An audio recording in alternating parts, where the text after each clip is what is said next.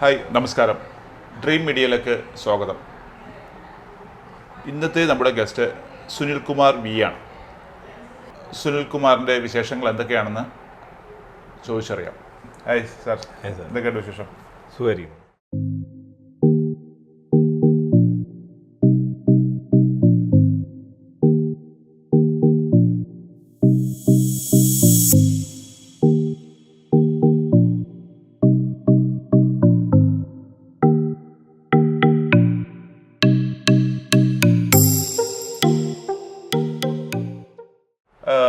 നമ്മുടെ കമ്പനിയുടെ പേര് എന്താണ് ശരിക്കും?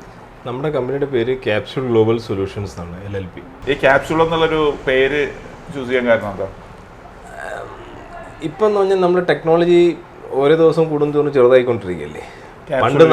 പണ്ട് നമ്മൾ ആദ്യം യൂസ് ചെയ്ത മൊബൈൽ ഏതാ? വലിയ മൊബൈലല്ലേ.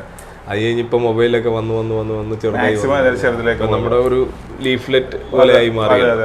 അപ്പം ക്യാപ്സ്യൂൾ എന്ന് പറഞ്ഞാൽ എല്ലാ ഇന്നോവേഷൻസും ചെറുതായി കൊണ്ടുവന്ന് ആ ഒരു ചെറിയൊരു ക്യാപ്സ്യൂളിലാക്കുക എന്നുള്ള ഒരു കോൺസെപ്റ്റിലാണ്. സുനിൽ സാറിന്റെ ഒരു ആശയമാണ്. അതെ, അത് എൻ്റെ പാർട്ട്നേഴ്സിൻ്റെ ഒക്കെ ഒരു ആശയമായിരുന്നു. അങ്ങനെയാണ് നമ്മൾ ക്യാപ്സ്യൂൾ നൽകിയിട്ട്. അപ്പോൾ എല്ലാവർക്കും ഒരു ഇതുകൊണ്ടായിരുന്നു, ക്യാപ്സ്യൂൾ നിങ്ങൾ ഫാർമിൽ നിന്ന് വന്നുകൊണ്ട് ക്യാപ്സ്യൂൾ നിട്ടാണോ? അല്ല, അതുകൊണ്ടല്ല. ക്യാപ്സ്യൂൾ ഫാർമിൽ അത് ഒരു വെറൈറ്റി ഓഫ് മരുന്നാണ് ക്യാപ്സ്യൂൾ. തീർച്ചയായിട്ടും ഇവിടെ അതല്ല. ഇവിടെ ക്യാപ്സ്യൂൾ എന്ന് പറഞ്ഞാൽ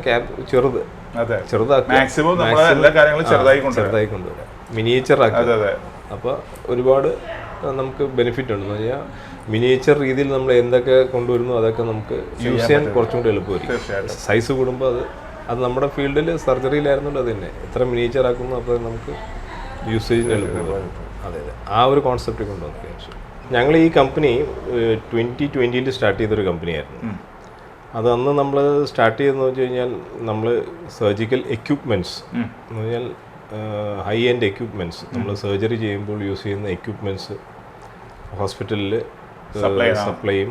അതിൻ്റെ കൂടെ തന്നെ നമ്മളതിൻ്റെ സർജറി സപ്പോർട്ട് സിസ്റ്റംസ്, പിന്നെ അങ്ങനത്തെ അഡീഷണൽ സിസ്റ്റംസ് കുറേ അധികം ഉണ്ട് നമുക്ക്. അത് ഹോസ്പിറ്റൽ സംബന്ധമായിട്ടുള്ള ഹോസ്പിറ്റലിൻ്റെ ഉപരി നമ്മൾ OT സംബന്ധമായിട്ടാണ്. ഓപ്പറേഷൻ തിയേറ്ററിനകത്ത് യൂസ് ചെയ്യുന്ന ഫോക്കസ് ചെയ്യുന്നത് ഓപ്പറേഷൻ തിയേറ്ററിലേക്കുള്ള സാധനങ്ങളാണ്. അതിനകത്തുള്ള എന്തൊക്കെയാണ് നമ്മൾ യൂസ് ചെയ്യുന്നത്? ഇപ്പോൾ യൂറോളജിയിലാണ് നമ്മൾ ഫോക്കസ് ചെയ്യണമെങ്കിൽ നമുക്ക് ഒരു 3-4 സ്പെഷ്യാലിറ്റീസ് ഉണ്ട്. അതിൽ മെയിൻ നമ്മൾ യൂറോളജിയിലാണ് നമ്മൾ കൂടുതൽ ഫോക്കസ് ചെയ്യുന്നത്. Urology, neurology. യൂറോളജിയിൽ ഞങ്ങൾക്ക് ലേസർ ഉണ്ട്. ലേസറിന് അനുബന്ധമായി യൂസ് ചെയ്യുന്ന എല്ലാ സ്കോപ്സും നമ്മൾ ഇപ്പോൾ ലേസർ എന്ന് പറയുമ്പോൾ നമ്മൾ കിഡ്നിയുടെ അകത്ത് സ്റ്റോണും പ്രോസ്ട്രേറ്റും അങ്ങനെയൊക്കെയുള്ള സർജറിക്കാണ് ഈ ലേസർ യൂസ് ചെയ്യുന്നത്. അതായത് നൂതനമായ സാങ്കേതിക വിദ്യയാണ്, ഏറ്റവും ലേറ്റസ്റ്റ് ആണ്. അപ്പോൾ അതിൽ നമ്മൾ ലേസറാണ് യൂസ് ചെയ്യുന്നത്. അത് സ്റ്റോൺ, ഇപ്പം നമുക്ക് ഒരു കിഡ്നി സ്റ്റോൺ, പണ്ടൊക്കെ ഒരു കിഡ്നി സ്റ്റോൺ ഉണ്ടെന്ന് പറഞ്ഞു കഴിഞ്ഞാൽ PCNL ഇതുവഴി നമ്മൾ പഞ്ചർ ചെയ്തിട്ടാണ് നമ്മൾ ചെയ്യുന്നത്. അപ്പോൾ പേഷ്യന്റിന് ഇപ്പോൾ ഒരുപാട് ഇതാകുമ്പോഴത്തേക്ക് ട്രാൻസ്യുറേറ്ററിലാണ്. പേഷ്യന്റിന് ഒരു ബുദ്ധിമുട്ടുമില്ല. പിറ്റേ ദിവസം പേഷ്യന്റിന് വീട്ടിൽ പോകാൻ പറ്റും. അതായത് നമുക്ക് സാധാരണ പോലെ തന്നെ നമുക്ക് പിറ്റേ ദിവസം തൊട്ട് ആക്റ്റീവ്. അതെ, നമുക്ക് ഒരു ലീവ്, അങ്ങനെ ഒരുപാട് ലീവ് ഒക്കെ എടുത്ത് നമുക്ക് വർക്ക് ചെയ്യുന്ന ഒരാളാണെങ്കിൽ ഒരുപാട് ലീവ് ഒക്കെ എടുത്ത് ആ ഒരു വേസ്റ്റ് ചെയ്യേണ്ട ആവശ്യം. ടെക്നോളജി അഡ്വാൻസ്മെന്റ് ഇത് വളരെ സേഫുമാണ്. അതാണ്. അപ്പൊ പിന്നെ നമുക്ക് ഹോസ്പിറ്റൽ സ്റ്റേ കുറയ്ക്കാം. അതിന്റെ ഒരു അഡ്വാൻറ്റേജ് ഉണ്ട്. ഇപ്പോൾ സുനിൽ സാറേ, നമ്മളിപ്പോൾ ഈ ഒരു കമ്പനി സ്റ്റാർട്ടപ്പ് ചെയ്തിട്ട് എത്ര വർഷമായി? നമ്മൾ 2020 തുടങ്ങിയ ഒരു കമ്പനിയാണ്. പിന്നെ ഞങ്ങൾ സ്ലോലിയാണ് ഓരോ പ്രോഡക്ട്സ് ഇങ്ങനെ ആഡ് ചെയ്ത് പോയത്. ഞങ്ങളൊരു 21 നമ്മൾ ഫുൾ ലേസർ സിസ്റ്റംസും കാര്യങ്ങളൊക്കെ വന്നു. അതിനുശേഷം നമ്മൾ കേരളം ഒട്ടാകെ നമ്മൾ സർജറീസും കാര്യങ്ങളൊക്കെ ചെയ്യുന്നുണ്ട്. Plus service support. നമ്മൾ ഒരുപാട് ഹോസ്പിറ്റൽസും നമ്മൾ സപ്പോർട്ട് ചെയ്യുന്നുണ്ട്. അവിടെയൊക്കെ ലേസറും അങ്ങനത്തെ സാധനങ്ങളൊന്നും ഇല്ലാത്ത സ്ഥലത്ത് നമ്മളെ ലേസർ കൊണ്ടുപോയിട്ട് സർജറി ചെയ്തിട്ട് പേഷ്യന്റിനെ ഹെൽപ്പ് ചെയ്യാറുണ്ട്. പല ഡോക്ടേഴ്സും നമ്മൾ ചോദിക്കുമ്പോഴത്തേക്ക് നമ്മൾ ലേസർ കൊണ്ടുപോയി ഹെൽപ്പ് ചെയ്യാറുണ്ട്. അത് ചില ഹോസ്പിറ്റലിൽ നമുക്ക് പർച്ചേസിങ് കപ്പാസിറ്റി ഇല്ലാത്തൊരു ഹോസ്പിറ്റലാണ്. അല്ലെങ്കിൽ ഇപ്പോൾ ചില ഹോസ്പിറ്റലിൽ ഇപ്പോൾ ഒരു മീഡിയോക്കർ അല്ലെങ്കിൽ ചിലപ്പോൾ റെന്റിൽ കൊടുക്കാറുണ്ട്, അല്ലെങ്കിൽ നമ്മൾ ഡെമോ ആയിട്ട് കൊടുക്കാറുണ്ട്. അങ്ങനെയും ചെയ്യാറുണ്ട്. ഒരുപാട് മെഡിക്കൽ കോളേജിൽ ഞങ്ങൾ ഫ്രീ ആയിട്ട് സർജറി ചെയ്ത് കൊടുക്കുന്നുണ്ട്. പേഷ്യന്റിനെ സപ്പോർട്ട് ചെയ്യുന്നുണ്ട്. ഇപ്പോൾ കഴിഞ്ഞ ആഴ്ച കൂടെ ഞങ്ങൾ ആലപ്പുഴ മെഡിക്കൽ കോളേജിൽ ഒരു ദിവസം ഞങ്ങൾ 4-5 സർജറി ഒരുമിച്ച് ചെയ്തു. അവിടുത്തെ HODയുടെ സപ്പോർട്ടോട് കൂടി നമ്മൾ ചെയ്തത്. അപ്പോൾ അത്രയും പേഷ്യന്റിന് നമ്മൾ ബെനിഫിറ്റ് ചെയ്ത് കൊടുക്കും. അതുപോലെ സാറ്, സുനിൽ സാറ് ആദ്യം എന്തായിരുന്നു ശരിക്കും ഒരു ഞാൻ എൻ്റെ കരിയർ സ്റ്റാർട്ട് ചെയ്യുന്നത് 92-ലാണ്. ഞാൻ ഡൂഫർ ഇന്റർഫാൻ എന്നൊരു കമ്പനിയിൽ മെഡിക്കൽ റെപ്രസെൻറ്റേറ്റീവ് ആയിട്ട് സ്റ്റാർട്ട് ചെയ്തത്. അതൊരു ഹോളണ്ട് ബേസ്ഡ് കമ്പനിയായിരുന്നു. എല്ലാവർക്കും അറിയാമായിരിക്കും ക്രോസിൻ എന്ന് പറഞ്ഞ പ്രോഡക്റ്റ് ആ കമ്പനിയുടെ ആയിരുന്നു. അപ്പോൾ അത് കഴിഞ്ഞിട്ട് ഞാൻ സോൾവ് എന്ന് പറഞ്ഞ കമ്പനിയിൽ വർക്ക് ചെയ്തു. അതൊരു ജർമ്മൻ കമ്പനിയായിരുന്നു, അതും ഫാർമ തന്നെയായിരുന്നു.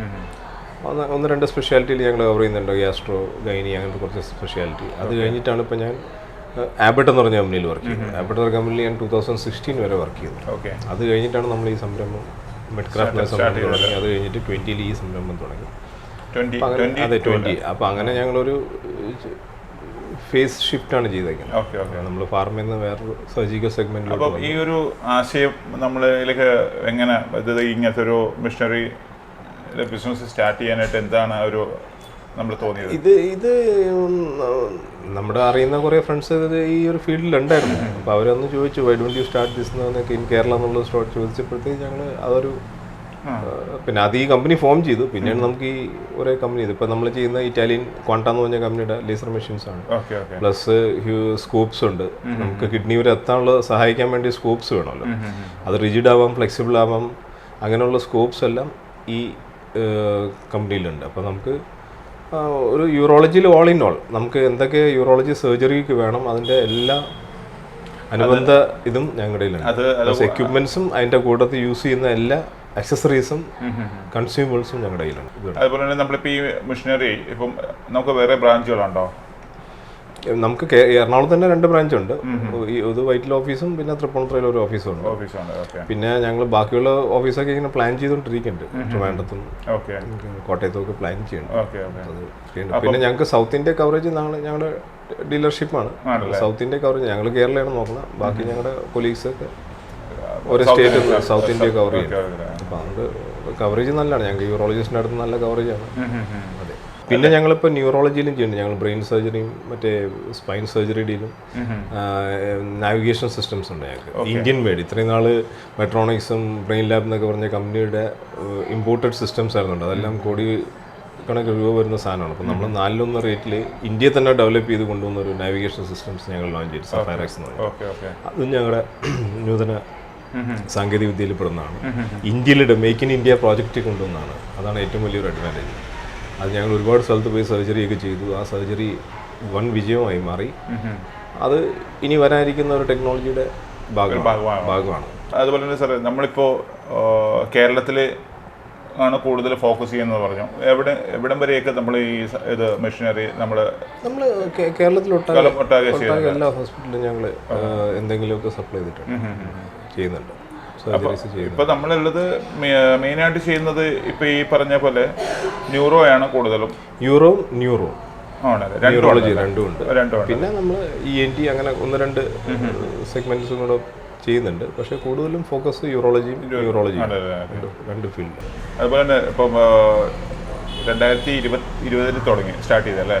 2020 സ്റ്റാർട്ട് ചെയ്തു സാർ. ഈ 2020 തുടങ്ങി ഇപ്പം ഈ 2025 വരെ ആയി അല്ലേ?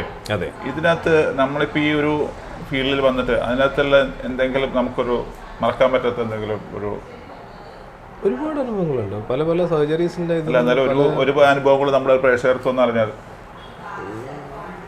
പെട്ടെന്ന് അങ്ങനെ എനിക്ക് ഓർമ്മ വരുന്നില്ല. എന്നാലും ഒരുപാട് അനുഭവങ്ങളുണ്ട്. നമുക്ക് ഒരുപാട് അനുഭവങ്ങൾ പറയാം. ഇപ്പം നമ്മളൊരു സർജറി പ്ലാൻ ചെയ്തു. ഇപ്പോൾ നമ്മളെല്ലാം റെഡിയാക്കി വെച്ചു. രാവിലെ 8 മണിക്ക് അവിടെ എത്താം നമ്മൾ പറഞ്ഞത്. ഇപ്പോൾ നമ്മൾ എറണാകുളത്ത് നിന്ന് സ്റ്റാർട്ട് ചെയ്തു. ഇപ്പോൾ എറണാകുളത്ത് നിന്ന് സപ്പോസ് ഇപ്പോൾ ഒരു ആലപ്പുഴ അല്ലെങ്കിൽ തിരുവനന്തപുരം ഒരു സർജറി ആണെങ്കിൽ നമ്മൾ അതനുസരിച്ച് പ്ലാൻ ചെയ്ത് ഇവിടുന്ന് സ്റ്റാർട്ട് ചെയ്യണം. ബൈ ചാൻസ് വഴിയിൽ വണ്ടി പഞ്ചറായുള്ള സ്ഥിതിയല്ല, ബ്ലോക്ക്. അപ്പോൾ നമ്മളവിടെ എത്തിപ്പെടാൻ പറ്റാതിരിക്കുക, സർജറി ഷിഫ്റ്റ് ചെയ്ത് ഉച്ചയ്ക്ക് ശേഷം. അപ്പോൾ ആ പേഷ്യൻ്റെ കണ്ടീഷൻ രാവിലെ തൊട്ട് പെയിൻ സഹിച്ച് കിടക്കുന്ന പേഷ്യൻ്റ് അല്ലെ, രാവിലെ തൊട്ട് ആ പേഷ്യൻ്റ് ഒരു ഫുഡും കഴിക്കാതെ കിടത്തിയിരിക്കുക, അനസ്തേഷ്യ ഇതൊക്കെ ഉള്ളതുകൊണ്ട് ഫുഡ് റെസ്ട്രിക്ട് ചെയ്യുന്നുണ്ട്. ഫുഡ് കൊടുക്കില്ല, ഫ്ലൂയിഡ് പോലും കൊടുക്കില്ല. കാര്യം വോമിറ്റിംഗ് ചാൻസസ് കുറയും. അപ്പോൾ എന്ത് പറ്റും, ഡോക്ടേഴ്സ് ഇതിനു വേണ്ടി വെയിറ്റ് ചെയ്യും. കാര്യം ഓൾട്ടർനേറ്റീവ് സോഴ്സ് ഉള്ള ഹോസ്പിറ്റലാണെങ്കിൽ കുഴപ്പമില്ല, നമുക്ക് വേറെ എന്തെങ്കിലും വെച്ച് ചെയ്യാം. പക്ഷേ ഇത് വെയിറ്റ് ചെയ്ത് നിൽക്കുന്ന ഒരു ഹോസ്പിറ്റലിൽ നമ്മൾ എത്താൻ പറ്റിയിട്ടില്ലെങ്കിൽ ആ ഒരു ബുദ്ധി അങ്ങനെ കുറേ ചാൻസസ് ഒക്കെ ഉണ്ടായിട്ടുണ്ട്. അതൊക്കെ നമ്മൾ മ്യൂച്വൽ അണ്ടർസ്റ്റാൻഡിങ്ങിലും എങ്ങനെയെങ്കിലും അത് നമ്മളപ്പോൾ അതിൻ്റെ ഇൻഫർമേഷൻ കൊടുക്കാന്നുള്ളൂ. നമ്മൾ ട്രാവൽ ചെയ്യുമ്പോഴത്തെ എപ്പോഴും ആ ഇൻഫർമേഷൻ ഡോക്ടേഴ്സിന് പാസ് ചെയ്തുകൊണ്ട് ഡോക്ടർ ഇന്ന സ്ഥലത്തെത്തി, ഞങ്ങൾ ഇത്ര സമയം കൊണ്ട് അവിടെ എത്തും, അതനുസരിച്ച് റെഡി ആയിക്കോളൂ എന്നുള്ള പറയും. അവരും അതേണൊക്കെ ചെയ്യാറുണ്ട്, വലിയ പ്രശ്നമില്ല. അതുപോലെ തന്നെ നമ്മുടെ ഏതൊരു സ്ഥാപനത്തിൻ്റെയും മെയിൻ പാർട്ടെന്ന് വെച്ചിട്ടുണ്ടെങ്കിൽ അവിടുത്തെ സ്റ്റാഫാണ് അല്ലേ? അതെ അതെ. എത്രത്തോളമാണ് സ്റ്റാഫിൻ്റെ ഒരു സപ്പോർട്ട്? സ്റ്റാഫിന് സപ്പോർട്ട് ഒരുപാടുണ്ട്. കാര്യം എന്ന് വെച്ച് കഴിഞ്ഞാൽ ഈ പ്ലാനിങ്, നമ്മളൊരു സർജറി വിളിച്ചു കഴിഞ്ഞാൽ പ്ലാനിങ് തൊട്ട് എക്സിക്യൂഷൻ വരെ സപ്പോർട്ട് വേണം. അപ്പോൾ എല്ലാം അവരുടെ സപ്പോർട്ട് വേണം. കാര്യം ഇപ്പോൾ ഒരു മെഷീൻ ക്യാരി ചെയ്യണമെങ്കിൽ തന്നെ ഇതെല്ലാം ഹെവി മെഷീനറീസ് ആണ്. തീർച്ചയായിട്ടും ആളെടുത്ത് വെക്കാനും മാറ്റാനും തന്നെ ആൾ നല്ല ഹെവി. എല്ലാ മെഷീനറിയും 200 to 300 kg വെയിറ്റ് ഉള്ള മെഷീൻസ് ആണ്. അപ്പോൾ അത് ട്രാൻസ്പോർട്ട് ചെയ്യാനും അതിൻ്റെ സപ്പോർട്ട് സിസ്റ്റംസ് ബാക്കിയുള്ള കാര്യങ്ങളൊക്കെ ഇവൻ സർജറിക്കായിരുന്നാലും അവരുടെ സപ്പോർട്ട്. പിന്നെ നമ്മുടെ എല്ലാം മിക്ക ഹോസ്പിറ്റലിൽ നമുക്ക് അറിയുന്ന മെഡിക്കൽ ഫെറ്റർണിറ്റീസ് അവർ ഭയങ്കര ഹെൽപ്ഫുള്ളാണ്. ഇവിടെ ബയോമെഡിക്കൽ നമ്മളൊരു ക്യാപ്സൂളിലൊരു അതെ അസറ്റ് ഒന്ന്. രണ്ടാമത് അവരുടെ ഒരു കോൺഫിഡൻസ് ആണ്. ആ പോകുന്ന ഹോസ്പിറ്റലിലെ സ്റ്റാഫും നമ്മളായിട്ടുള്ള ബന്ധം, അവർക്കുള്ള കോൺഫിഡൻസ് ആണ്. അതിൻ്റെ സമയത്ത് ആളെത്തും, നടന്നിരിക്കും, നടന്നിട്ടില്ലെങ്കിൽ വിളിച്ച് പറയും, ഇൻഫോം ചെയ്യും എന്നുള്ളൊരു കോൺഫിഡൻസ് എപ്പോഴും ഉണ്ട്. അതെ അതായത് നമ്മൾ ഇപ്പം ഇത്രയും വർഷത്തെ ഒരു എക്സ്പീരിയൻസ് വെച്ചിട്ട് അതെ നമ്മൾ എല്ലാ ഹോസ്പിറ്റലായിട്ടും നമ്മൾ നല്ല റിലേഷൻ മെയിൻറ്റെയിൻ ചെയ്യുന്നുണ്ട്. ക്യാപ്സൂളിന്റെ ഒരു പ്രത്യേകത അതാണ് അല്ലേ? അതെ നമ്മൾ മെയിനായിട്ട് നമ്മൾ മെയിൻ്റെനൻസ് ചെയ്തില്ലെങ്കിൽ അതിന്റെ ബുദ്ധിമുട്ട് ഒത്തിരി നമുക്ക് എല്ലാ കസ്റ്റമേഴ്സായിട്ടും നമുക്ക് നല്ല റിലേഷൻഷിപ്പാണ്. നമ്മളെ ബന്ധം എന്നും നിലനിർത്തണം. കാര്യം നമ്മൾ ഈ ഭൂമിയിൽ ആകെ ഒരു 60 വർഷം അല്ലെങ്കിൽ 65 വർഷം വേണ്ടി വരുന്ന ആൾക്കാർ. ഈ 60 വർഷം കൊണ്ട് നമ്മൾ എത്ര പേരെ ഹെൽപ്പ് ചെയ്യാൻ പറ്റും അത്ര ഹെൽപ്പ് ചെയ്യാം. അതിൽ കൂടുതലൊന്നും തീർച്ചയായിട്ടും അതാണ് നമ്മളെ കൊണ്ട് ചെയ്യാൻ പറ്റുന്നത്. അത്രേ ഉള്ളൂ. നമ്മൾ ഏത് ഫീൽഡിലായിരുന്നു, ഇപ്പോൾ ഈ ഫീൽഡിലല്ല ഏത് ഫീൽഡിലായിരുന്നാലും നമ്മളെ കൊണ്ട് ചെയ്യാൻ പറ്റുന്ന ഒരു 1+ ആ ഒരു ഫാക്ടർ മാത്രം നോക്കി നമുക്ക് വേണ്ടി ആദ്യം, അത് കഴിഞ്ഞൊരു 1+. ഫ്യൂച്ചർ പ്ലാൻ എന്താ സാർ? ഫ്യൂച്ചർ പ്ലാൻ നമുക്ക് ലേറ്റസ്റ്റ് ടെക്നോളജി നമ്മുടെ ഒരു ഇത് തന്നെയാണ്. Welcome to the world of technology എന്നാണ്. പുതിയ ടെക്നോളജീസ് നമ്മൾ അഡോപ്റ്റ് ചെയ്യുക, ഹ്യൂമൻ ലൈഫ്സ് സേവ് ചെയ്യുക. തീർച്ചയായിട്ടും. അപ്പോൾ ആ സഫറിങ്സ് കുറയ്ക്കുക, അതാണ് നമുക്ക് നോക്കാനുള്ളത്. അപ്പോൾ നമുക്കൊരു സർജറി കഴിഞ്ഞിട്ട് ഒരാൾ 6 മാസം ബെഡിലാണ് കിടക്കണമെന്ന് വെച്ചാൽ അതിലെന്താ സർജറിക്ക് ഒരു ബെനിഫിറ്റ് ഇല്ല. ആ ഒരാൾ സർജറി കഴിയുക അല്ലെങ്കിൽ ട്രീറ്റ്മെൻറ്റ് കഴിഞ്ഞിട്ട് എത്രയും പെട്ടെന്ന് ബാക്ക് ടു നോർമൽ ലൈഫ് എന്നുള്ളതാണ് നമുക്ക് നോക്കാനുള്ളത്. അതിനെ ഹെൽപ്പ് ചെയ്യാനുള്ള എന്തൊക്കെ വന്നാലും അതൊക്കെ അഡോപ്റ്റ് ചെയ്യുന്നുള്ളതാണ് എൻ്റെ ഒരു ബേസിക് ഐഡിയ. അതാണ് നമ്മൾ കൂടുതൽ ഫോക്കസ് ചെയ്യുന്നത്. അത്രേ ഉള്ളൂ. മിഷനറി ആണെങ്കിലും പുതിയ അപ്ഡേഷൻ അല്ലേ? അതെ ഒരുപാട് അപ്ഡേഷൻ. ഇപ്പം നമ്മുടെ മെഷീൻ തന്നെ 20 വർഷം മുമ്പ് എടുത്ത സെയിം മെഷീനിന് ഇപ്പോൾ എടുത്തു കഴിഞ്ഞാൽ ഒരുപാട് വ്യത്യാസങ്ങളുണ്ട്. ഡെയിലി ഇന്നോവേറ്റ് ചെയ്തുകൊണ്ടിരിക്കുക, സൈസ് കുറയ്ക്കുക. മറ്റേ അപ്പോൾ പണ്ടത്തെ മെഷീനറി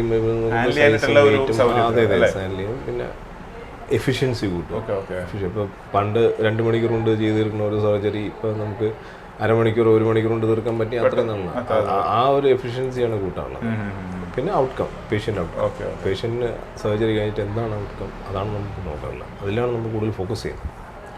പുതിയതായിട്ടൊരു ബിസിനസ് സ്റ്റാർട്ടപ്പ് ചെയ്യാനായിട്ട് ചെയ്യുന്ന പുതിയ ആൾക്കാർക്ക്, അതിപ്പോൾ ഇതല്ല മെഡിക്കൽ ബേസ് ആയിട്ടല്ല, ഏത് ബിസിനസ് ആണെങ്കിലും പുതിയതായിട്ട് സ്റ്റാർട്ടപ്പ് ചെയ്യുന്ന അവർക്ക് വേണ്ടി കൊടുക്കാവുന്ന നമ്മുടെ ഡ്രീം മീഡിയ ചാനലിലേക്കുള്ള ഒരു മെസ്സേജ് സാറിനെ കൊണ്ട് ഒന്ന്.